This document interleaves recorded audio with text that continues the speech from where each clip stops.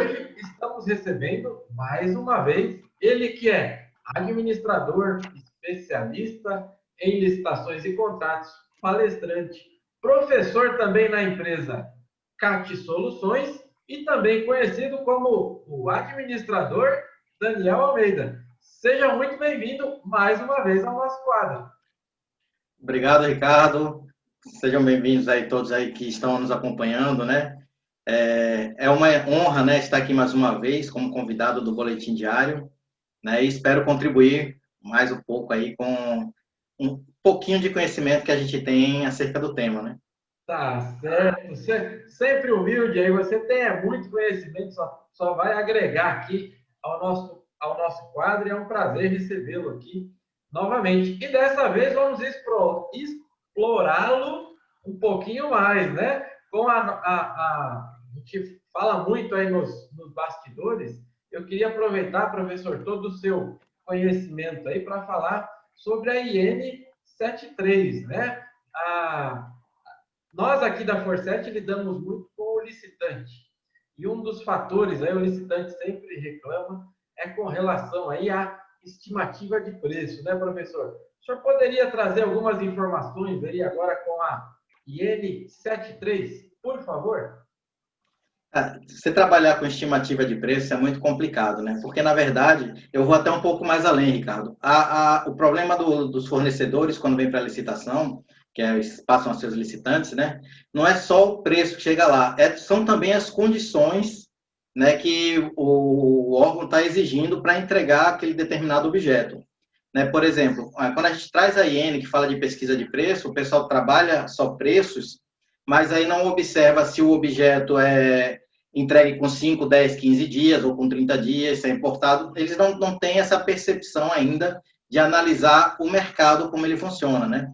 Então, além dos preços, os licitantes também sofrem muito com essa questão de entrega, né? Como é que seria a entrega, onde seria a entrega, se tem custo, se não tem custo a mais, agregado, né? Que é uma coisa que, na verdade, os órgãos, quando fazem esse tipo de análise, quando monta seu mapa de preços ali para compor o processo licitatório, né, deveria estar mais ligado, né, para que não evitasse aí alguns pontos nesse sentido. Inclusive, quando você pesquisa o preço, tem 4 situações lá que a IN traz, quando você pesquisa o preço, em tratar aqueles preços antes de você jogar na licitação, que eu também vejo que muito órgão não se preocupa em tratá-los para que tragam realmente uma competição aí nesse mercado. Perfeito, professor. É interessante você tocar nesse assunto, porque eu gosto de trazer exatamente da forma como o licitante coloca aqui para nós.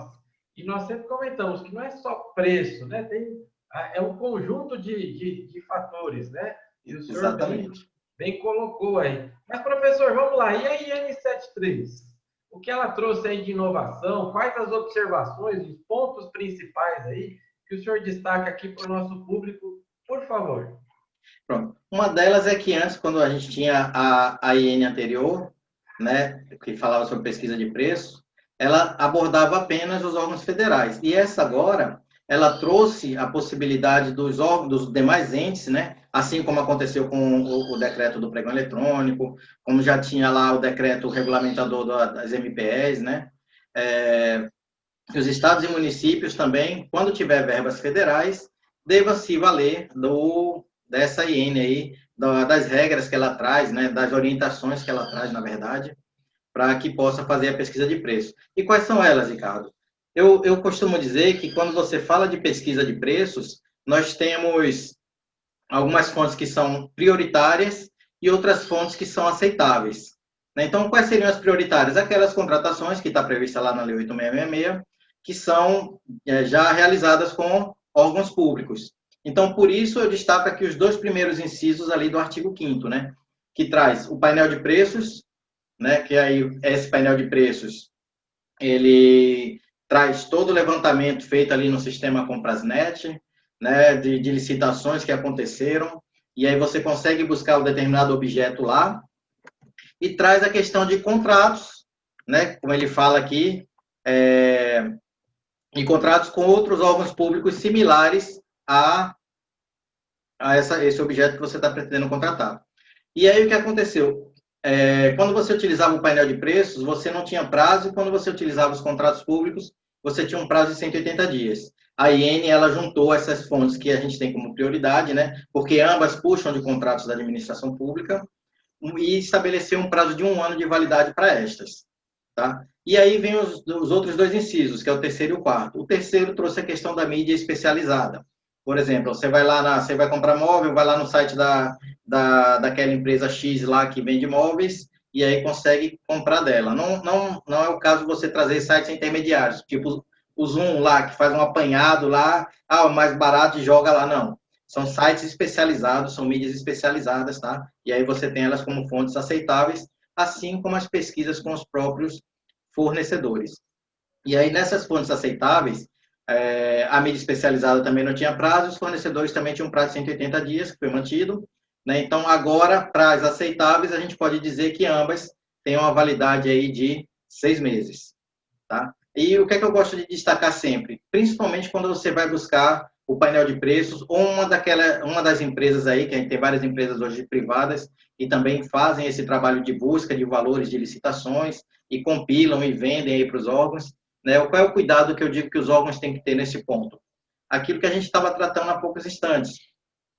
Tem que analisar não é o preço, é o mercado. E eu sempre falo nos meus cursos, né, quando você pega o painel de preços, e aí eu gosto de trazer o exemplo, né, do nosso colega lá da caneta. Né, a caneta. A gente sabe que uma caneta, ela custa em média no mercado uma Bic de R$ 1 a R$ 2 ali, a gente consegue comprar. Né? Aí ele vai lá no determinado edital, aí quando vai buscar os preços, ele bota caneta. Aí sai lá a relação de tantas canetas que tem. Aí você vai achar caneta de R$ 1, de 2, de 10, de 15, de 20. Aí será que 10, 15 e 20 não está excesso? Não, mas é uma caneta, não está em caixa, está em unidade. Aí ele vê, está em unidade, então o valor é aceitável. Não é isso só. Quem utiliza o painel de preço, por exemplo, tem um campinho lá que traz o edital. O que é que eu sugiro sempre? Abre esse edital, olhe o termo de referência e veja se aquele objeto que está lá é esse objeto que você quer comprar caro. Tá? E aí sim você vai ter um preço real dentro do mercado. E outra coisa, a instrução normativa também, ela traz aquela possibilidade de você, além quando você for tratar os preços, verificar aqueles preços que são tanto inexequíveis quanto excessivamente elevados e fora, agora um terminho que ela também trouxe, que são os inconsistentes, né? Então, por isso que, mais uma vez, a gente fala, tem que tratar, não é simplesmente pegar o preço, jogar, montar seu mapa de preço e partir para a licitação, não. Tem que tratar os preços, tem que estudar, tem que verificar. E antigamente, inclusive, a gente falava que metade do processo ali da fase interna da licitação do planejamento era dedicada à pesquisa de preço, né, que agora esse tempo aí reduziu um pouco, porque agora também tem a tal de estudo técnico preliminar, né, que aí também ocupa bastante tempo agora, mas antes dele, metade do tempo era desprendida aí só com a pesquisa de preço bem elaborada. Aí muitos órgãos ainda fazem de qualquer jeito e a gente está aqui sempre mostrando, não faz assim, trata os preços, porque aí corre o risco da sua licitação não fracassar, né? A menos que seja esse seu objetivo, né? Exatamente. Professor, e você mencionou bastante aqui, e eu lembrei de um fato que é sempre curiosidade aqui do nosso público também, né? Com relação às formas dessa pesquisa. Como que é isso? Isso o senhor bem mencionou aí, pesquisa em site, como que funciona isso? Eu posso, por exemplo, ou melhor, você, gestor público, você pode fazer um telefonema aí para fazer essas pesquisas? Como que funciona isso, professor? Pronto. Seguindo a instrução normativa aqui que nós temos, né, o painel de preços a gente busca no site, ele consegue fazer o levantamento, imprime a página, coloca no processo. Contrato com a administração pública, você pode baixar o contrato também, né, ou a ata, né, que gerou lá resultado, pega, coloca também no processo. Então, todos os documentos que fizeram parte da sua pesquisa de preço, você tem que colocar no processo, né, não simplesmente citá-lo. Mídia especializada também. Fui lá naquele site daquela empresa, achei meu objeto, fiz o levantamento, e é importante você lembrar que tem um fator frete aí também, quando você for fazer isso.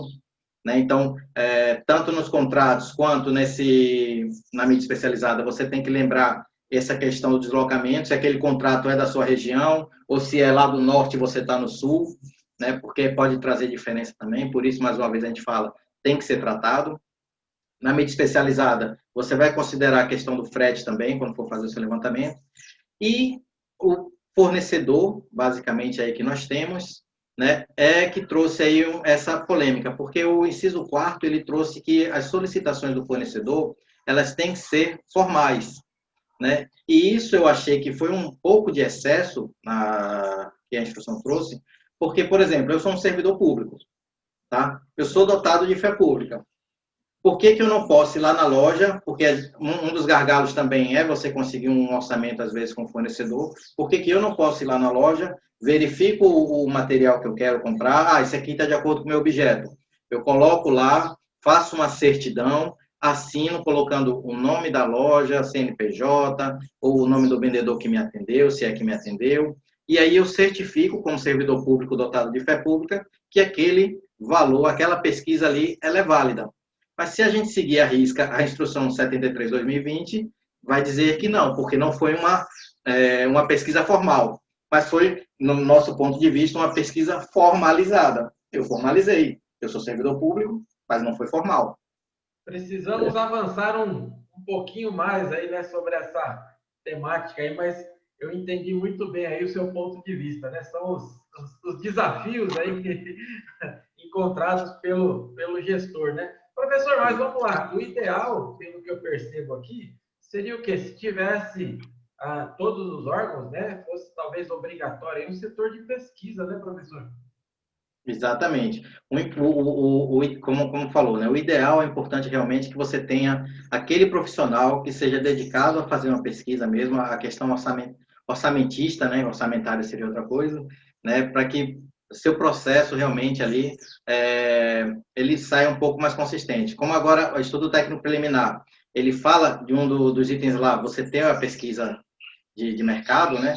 Então, você tendo um setor que perca ali, não perca não, que ganhe tempo fazendo isso no seu processo, seu estudo técnico preliminar ele vai sair mais redondo, aí consequentemente o termo de referência vai sair redondo, o edital de licitação vai sair redondo, os preços vão chegar mais consistentes para o mercado dos licitantes ali, e aí você vai trazer inclusive uma maior competitividade para o seu processo. E não aquele pessoal que diz, eu vou porque o preço está aqui e eu vou lá vender de qualquer jeito e vou ganhar. Não. Você consegue trazer até qualidade para o seu processo. Por isso que você tem um setor responsável para fazer essa questão da pesquisa de preço, da pesquisa de mercado, é extremamente essencial para o sucesso da sua licitação. Perfeito. Professor, eu vou pedir para colocar aqui embaixo os seus contatos aí, principalmente do Instagram, né? E por que estou falando isso, né? Senhoras e senhores, o professor Daniel Almeida, ele escreve semanalmente aí vários artigos, inclusive sobre a N73, já saiu há muito tempo, todas essas atualizações que nós procuramos trazer aqui para você, mas sempre tem lá algum tema mais específico. Ele faz lives sensacionais, convidando outros professores aí. São debates. Eu fico até assustado, muitas vezes, quando eu entro, né, professor? Um tema bem complexo, vocês deixam de uma maneira muito leve, muito simples. E é um debate sensacional que, talvez há 6, 7 meses atrás, isso seria muito raro da gente acompanhar, né? Então, eu deixo a dica aqui do canal do professor para que vocês possam acessar, né? E verificar também uma grade de treinamento que é constante também, não é isso, professor? Exatamente. Então, quem quiser lá, eu convido a todos também para nos seguir, né? ADM Daniel Almeida, que é o meu pessoal. Tem o @CAD Soluções também, que é onde a gente está ali sempre divulgando cursos, né? Então, fiquem à vontade de nos seguir, de nos acompanhar. Nossa grade de cursos, tanto com o professor Daniel Almeida, como com outros professores de referência do mercado, né, que inclusive já passaram aqui pelo Boletim Diário e vocês, com certeza, aprenderam muito com eles. Né? Então, siga-nos no Instagram, @ADM Daniel Almeida, @CAD Soluções, e lá você consegue fazer os contatos, tanto pelo direct, como buscar o nosso número de telefone também, onde a gente atende todos como Zap, tá? Perfeito, professor. E aprendemos muito com você hoje aqui também. Muito obrigado mais uma vez por fazer parte aqui do nosso quadro. Vocês vão pedindo, nós trazemos eles novamente. Então, escreva aí, coloque os temas, a gente vai buscando sempre um especialista para trazer muito conteúdo aqui para vocês, pois, afinal, licitação é o nosso negócio. Muito obrigado, viu, professor? Sucesso! Obrigado, Ricardo. Obrigado a todos. Forte abraço.